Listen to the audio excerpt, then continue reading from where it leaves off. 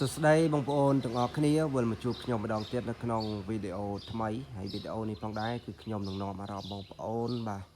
មកមើលកន្លែងដែលខ្ញុំធ្វើការបង្កាត់ត្រីក្រឹមហើយកន្លែងបង្កាត់នេះគឺបង្កាត់នៅផ្ទះទេបងប្អូនអញ្ចឹងមុនពេលដែលខ្ញុំធ្វើការបង្ហាញបងប្អូនបាទនៅកន្លែងផ្សេងខ្ញុំបាទសូមបង្ហាញបងប្អូនតាក់ទងជាមួយបាទការតំណាក់តំណងបាទការតំណាក់តំណងមកខ្ញុំបងប្អូនអាចធ្វើការតាក់ទងមកតាម Telegram បាទ Telegram នោះគឺ0976 ដើម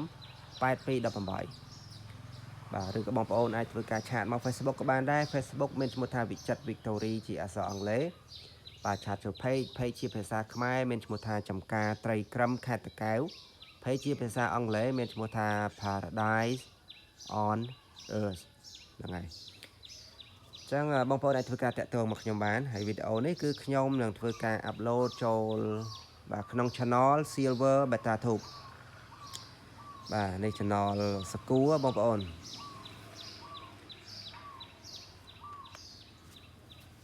ចឹង Channel ខ្ញុំបច្ចុប្បន្ននេះខ្ញុំអាប់ឡូតចូល3 Channel បាទមាន Silver Beta Tube បាទវិចិត្រធីរ៉ាហើយនិង Channel រៀងធំនោះឈ្មោះថាវិចិត្រ Victory បងប្អូនវិចិត្រ Victory ហ្នឹងគឺខ្ញុំធ្វើការអាប់ឡូតបាទស្ទើរតែរាល់ថ្ងៃបាទអញ្ចឹងឥឡូវយើងមកដល់រឿងយើងវិញអ្នកទាំងអស់គ្នាបាទនេះគឺជាកន្លែងប្រកាត់ត្រីនៅក្នុងពាងចាស់អញ្ចឹងពាងចាស់នេះប្រកាត់ច្រើនដងបាទខាងនោះក៏ច្រើនដងដែរខាងនេះទៅតែទិញដាក់កាលពីឆ្នាំទៅទេបាទទៅតែប្រកាត់បាន2សាទេបាទការទិញមកគឺ180,000បាទពាងនេះណាតែ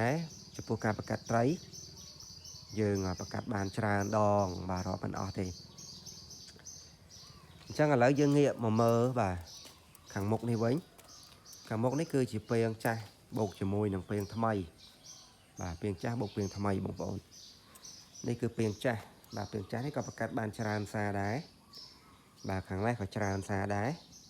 បាទពាងមួយនេះពាងចាស់ប្រេះអត់ទាន់បានបាទបិទស៊ីម៉ង់ខាងក្នុងបាទខាងនេះប្រកាត់បានច្រើនដងដូចគ្នាចំណែកឯ3ខាងនេះបងប្អូនទាំងអស់គ្នាគឺជាពាងថ្មីដែលទៅតែដាក់បាទកាលឆ្នាំទៅទេតែប្រកាត់បាន2ដងទាំងសារហ្នឹងបាទប្រកាត់ដំបូងនោះគឺប្រភេទព្រៃកាត់បាទព្រៃកាត់អាហ្នឹងយើងទទួលបានផលល្អបាទអញ្ចឹងមកវគ្គមុនចូលឆ្នាំនេះបងប្អូនបាទព្រៃកាត់4សបុកក្នុងមួយសបុកមិនក្រោមពី100គ្រាប់ទេបាទអស់ហើយឥឡូវហ្នឹងនៅសល់1គ្រាប់2គ្រាប់2 3 4 5គ្រាប់អីហ្នឹងប៉ុន្តែបើសិនជាបងប្អូនចង់បានធ្វើពូជឯហ្នឹងមានបាទប្រភេទព្រៃកាត់ណាតែបើសិនយកថារៀងច្រើនគ្រាប់ឯហ្នឹងវាអត់មានបាទធ្វើពូជ2គ្រាប់3គ្រាប់ហ្នឹងចេះតែមានទេបាទកន្លែងនេះកន្លែងដែលខ្ញុំដាក់លូដបងបងប្អូនខ្ញុំដាក់ដបងគឺដាក់3លូហ្នឹងកាលមុនគឺខ្ញុំអត់នៅតកែវទេបាទផ្ទះគឺនៅតកែវប៉ុន្តែខ្ញុំទៅនៅពេញមួយរយៈអញ្ចឹងណាបងប្អូននៅម្ដុំឈូកវ៉ា2បាទម្ដុំខាងជើងពូចន្តងហ្នឹងអញ្ចឹងកន្លែងនេះគឺខ្ញុំដាក់សាកល្បងទេហើយខ្ញុំជាធម្មតាគឺនៅបាទបរិយាភពថ្មីជុកវ៉ា2ទេក្បែរផ្សារគេហ្នឹងបាទផ្លូវលេខ4កាលហ្នឹងបាទហើយខ្ញុំនៅនោះបាទជួលផ្ទះជួលអីគេនៅក្បែរផ្សារហ្នឹងហើយនៅបាន6ខែដែរបងប្អូនបាទ5 6ខែដែរកាលចំនួនកូវីដហ្នឹងកូវីដផ្ទុះខ្លាំងក៏រត់មកស្រុកវិញមកបាទមកស្រុកវិញក៏លែងទៅបាទក៏លែងទៅពេញវិញទៅហើយចំពោះលូខ្ញុំក៏ធ្វើការដាក់បាទជាបន្តឥឡូវនេះវាមានបាទ40លូនៅកន្លែងនេះបាទហើយនឹងអាងផ្សេងមួយចំនួនតែអាងភាគច្រើនគឺអត់សូវបានប្រើទេទៅតែធ្វើការប្រើសាថ្មីអ្នកទាំងអស់គ្នាបាទកន្លែងនេះគឺសបោចាបបងប្អូនបាទសបោចាបវាចូលស៊ីអញ្ចឹងយើងប្រកាត់ធម្មតាអត់បានទេបាទយើងប្រកាត់ដាក់មេបាចោលអីធម្មតាអត់ក្របនោះអត់បានទេបាទចាបចូលស៊ីបាត់អស់ហើយបាទ ហើយកន្លែងនេះវាជ្រាបទឹកដែរដល់ចឹងទៅអត់ទាន់បានធ្វើអីដល់កាលមុនគឺដាក់7ពណ៌ឥឡូវអត់ទាន់បានលាងសម្អាតវាចាំមើលបាទដាក់ទឹកឲ្យលាងសម្អាតវាចង់ដឹងបាទកន្លែងណាជ្រាបខ្លះយើងទិញស៊ីម៉ងយកមកដាក់បាទយើងបាត់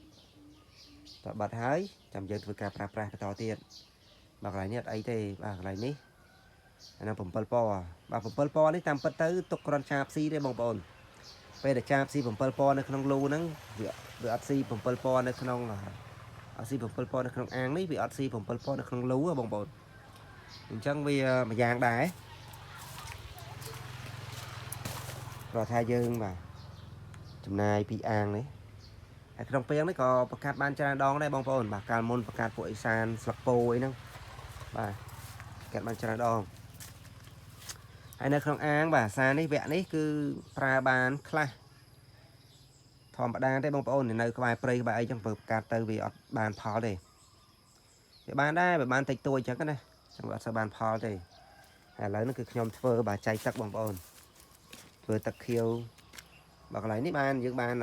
ទាំងតកៅទឹកបានទាំងចៃទឹកបាទកន្លែងផ្សេងទៀតបានខ្លះក៏បានតកៅទឹកបានអីចឹងទៅហើយនេះគឺលូបាទលូត្រីហ្នឹងមាន40លូហើយលូនីមួយហ្នឹងគឺសិតតែមានត្រីមួយសបុកបាទនៅក្នុងនេះក៏មានបាទស្មានមានមួយសបុកហ្នឹងបាទអត់ទាន់មានតែកន្លែងដែលខ្ញុំធ្វើការគ្របសបុកនេះគឺពួកមហាឆៃប៉ុន្តែមហាឆៃនេះចិត្តអស់ដែរតែមហាឆៃនេះខ្ញុំធ្វើការបំបែកវាបាទយកទៅដាក់នៅបន្ទប់ត្រីក្រឹមច្រើនក្របដែរបងប្អូនព្រោះថាពួកហ្នឹងឈ្មោលវាធំមុនបាទឈ្មោលធំមុនហើយមេអត់ទាន់សូវនេះទេបាទមេអត់ទាន់សូវធំណាស់ទេ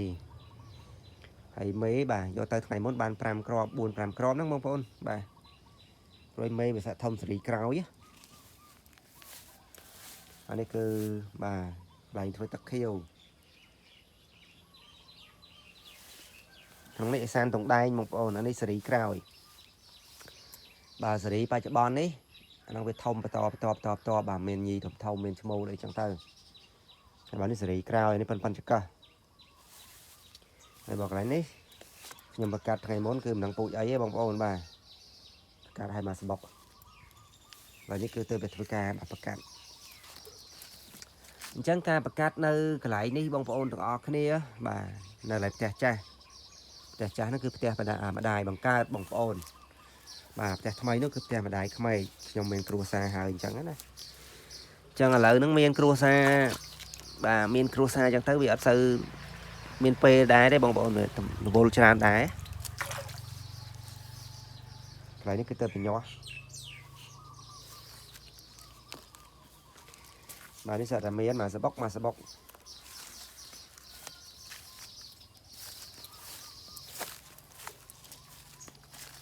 ាទខាងនេះគឺអាងនេះគឺធ្វើចៃទឹកធ្វើតកៅទឹក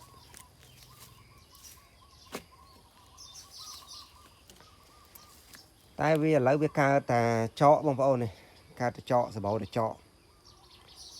អញ្ចឹងកាលណាវាកើតចកតកៅទឹកដូចចៃទឹកយើងវាអត់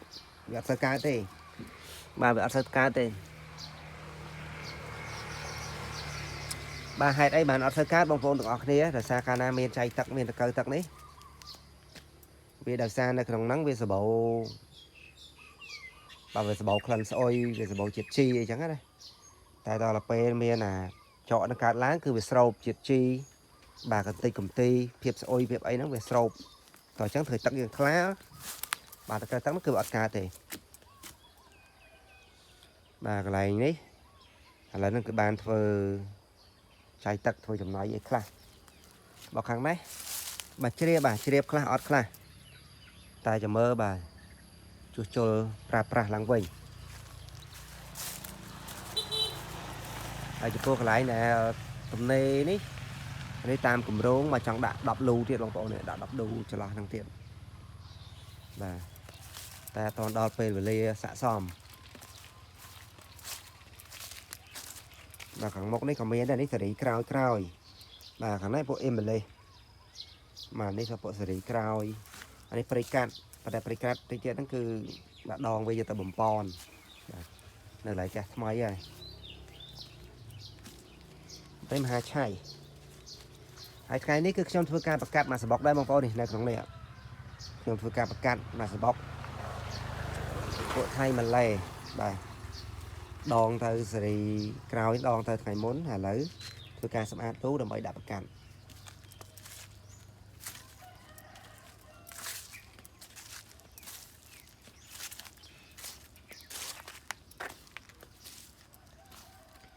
bà xử lý vẽ cao cao nên nơi sao cua xóm đây bằng pon để xa về nhỏ thứ bà trong pe dương miền chạy tắc lạc đá năng dương đã tới ao con Tracy